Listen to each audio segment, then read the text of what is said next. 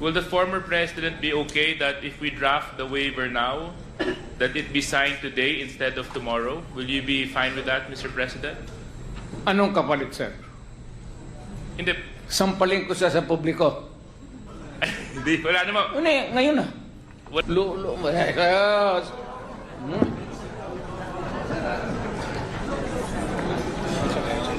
Sabi.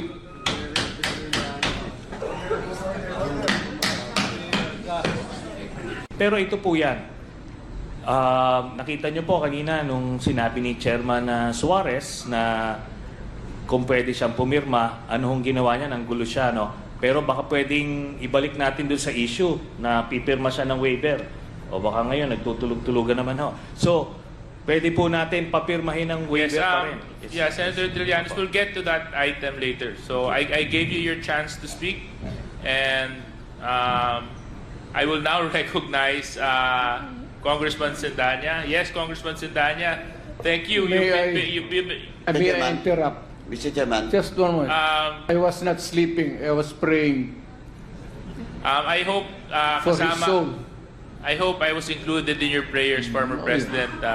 Nagdarasal po ako. Hindi ako nagtutulog. Okay. Yes, Chairman Paduano. Mr. Chairman, since Mr. Chair, I am more particular on the case that you just have recently filed, the 6.4 million shabu, and that was filed before the Department of Justice, correct? Opo, yes, Mr. Chairman. May we know, Mr. Chair, what is the status of this case pending before the DOJ?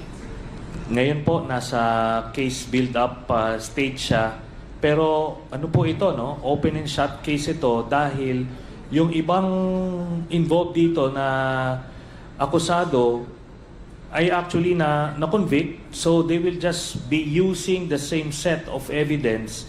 Pero this time, it will include ito na mga ibang mga personalities na hindi nasama dun sa unang kaso, Mr. Chairman.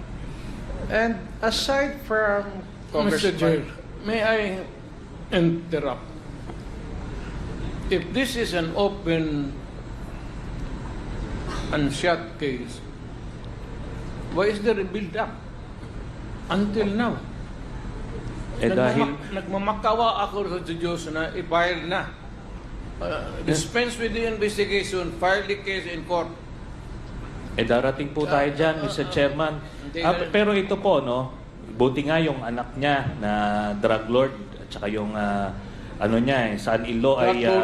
I take exception to that statement, Mr. Chair. please... It is not fair. It's my opinion. It's my opinion. Ikaw nga, pinapapatay mo yung mga suspected. Session suspended. Wala ka na. Ano?